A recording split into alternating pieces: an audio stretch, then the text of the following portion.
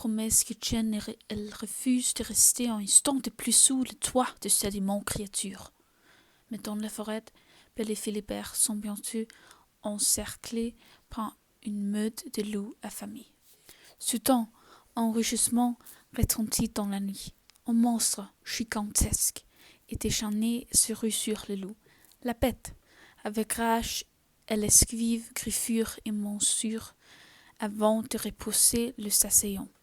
Vaincu, le loup bat en retraite. La bête est blessée. Avec l'aide de Philibert, Belle l'a ramenée à château pour la soigner. Si vous ne vous étiez pas enfui, cela ne serait jamais arrivé, gronde la bête. Et si vous ne m'aviez pas fait peur, je ne serais pas partie. Mais je vous remercie de m'avoir sauvée, ajoute-t-elle doucement. Je vous en prie, répond la bête. Belle ne veut plus fuir. Elle est intriguée par ce monstre qui révèle peu à peu sa bonté. En effet, au contact de la jeune fille, la bête change. Avec Belle, la bête découvre le plaisir de discussions sans fin et de balades dans la neige. Quant aux oiseaux, ils ne s'y trompent pas et viennent picorer dans la main de la bête. Même les serviteurs ont repris espoir. Si la bête se fait aimer de Belle, le sort de la fée serait brisé et chacun retrouverait son apparence humaine, explique Miss Samovar. La terrière gouvernante a son fils Sip. Lumière lui a une idée. Il va organiser un dîner de fête pour rapprocher encore plus la bête et son invité. Pour cette soirée particulière, la bête est revêtue ses plus beaux habits et Belle porte une magnifique robe de bal. Après le dîner, elle entraîne son amie dans une valse. Jamais Belle n'aurait pensé apprécier autant la bête. Elle se sent si bien dans ses bras qu'elle pose doucement sa tête sur sa poitrine. Mais soudain, la bête remarque un ombre sur le visage de Belle. « Qui avez-vous ? » ?»« C'est mon père, il me manque. »« Prenez mon miroir, il vous montrerait où il est, » lui répond la bête. Dans le miroir, Belle voit son père et rentre dans le bois. « Papa !» s'écrie-t-elle. « Rejoignez-les, dit la bête, écartez le miroir en souvenir. » Après avoir fait ses adieux à la bête, Belle enfourche Philibert. Grâce au miroir, elle a pu retrouver son père et le ramener chez eux. Père et fille savourent les retrouvailles. On invité, surprise, s'est même glissé dans le sac de Belle. « Sip, la petite tasse enchantée !» Mais le retour de Maurice n'est pas passé inaperçu. Avec l'aide des villageois, Gaston fait arrêter de vieux hommes pour qu'ils soient conduits dans un asile de fous. Belle, ton père doit être enfermé, à moins que nous trouvions tous les deux une façon de nous arracher, propose-t-il. Mon père n'est pas fou, se révolte la jeune fille. Tout le monde ici l'a entendu parler d'un monstre. Il n'a pas menti, regardez, réplique Belle, en bâtissant l'image de la bête dans le miroir. Derrière, ce n'est pas un monstre, c'est mon ami, ajoute-t-elle. En voyant l'expression de Belle, Gaston devient fou de jalousie et lui arrache le miroir. « Toi la bête !» crie-t-il au villageois. Après avoir enfermé Belle et son père dans la cave de leur maison, Gaston et ses compagnons partent à l'assaut du château de la bête.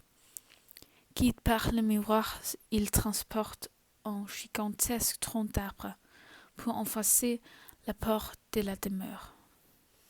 Gaston et ses hommes entrent sans peine dans le château, mais une fois à l'intérieur, rien ne se passe comme prévu. Ils sont accueillis par une armée entière d'objets animés. Chaises, armoires et porte-manteaux se battent vainement. Loin de les mêler, Gaston est parti traquer la bête. Il la trouve enfin retirée dans une chambre. Le monstre lui tourne le dos, abattu sans défense. Depuis que Belle est partie, la bête a perdu tout espoir. Peu lui importe de vivre ou de mourir. Gaston achète son arc et touche la bête à l'épaule. « Profitant de la faiblesse de la bête, Gaston la repousse sur la terrasse. D'un violent coup de pied, il l'envoie rouler sur une corniche. Il est sur le point de l'assommer quand un cri arrête son geste. « Gaston ! Non !» C'est Belle, grâce à l'aide de Cip, il a pu s'échapper et retourner au château avec son père. Sous la pluie battante, la jeune fille est perdue. Elle voit la bête subir les coups de Gaston sans réagir, comme si elle ne tenait plus à la vie. « La bête, défendez-vous !» crie Belle avec désespoir. « Je vous défends de mourir. » Encouragée par Belle, la bête retrouve de force.